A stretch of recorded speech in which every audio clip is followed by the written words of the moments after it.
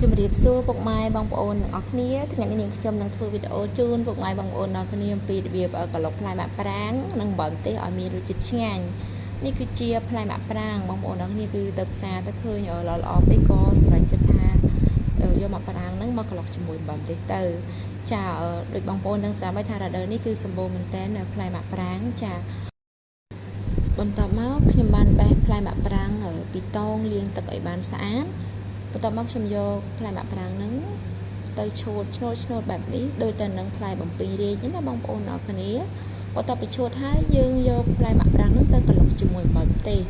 នៅក្នុងអំបិលម្ទេសនេះខ្ញុំបានប្រើអំបិលចំនួន1ស្លាបព្រាបាយស្ករសចំនួន4ស្លាបព្រាបាយម្សៅខ្នុរចំនួន2ស្លាបព្រាបាយនិងម្ទេសហុយចំនួន1ស្លាបព្រាបាយ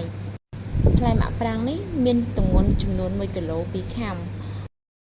អាស្រ័យទៅលើរសជាតិបើសិនជាបងប្អូនចូលចិត្តដិតឬក៏ស្រាលអីបងប្អូនអាចថែមថយទៅតាមចំណង់ចំណូលចិត្តដែលបងប្អូនចង់បានណាបងប្អូនអរគ្នាចំពោះមាក់ប្រាងដែលខ្ញុំកន្លុកមួយបំទេហ្នឹងគឺថារសជាតិរបស់វាល្មមមិនប្រៃពេកមិនផ្អែមពេកចាមិនសាបបើសិនជាបងប្អូនចង់បានរសជាតិមាក់ប្រាងឲ្យចូលជាតិជាមួយនឹងអំបិលម្ទេសបងប្អូនផ្អាប់ទុករយៈពេល2ទៅ3ម៉ោងឬក៏អាចលើសនឹងទៅនៅក្នុងទូទឹកកកណាបងប្អូនអរគ្នាចាមាក់ប្រាងរបស់យើងគឺបានកន្លុកជាមួយអំបិលម្ទេសរួចរាល់ហើយបងប្អូនអរគ្នាចាអរគុណច្រើនជួបគ្នានៅវីដេអូក្រោយៗទៀតជម្រាបលា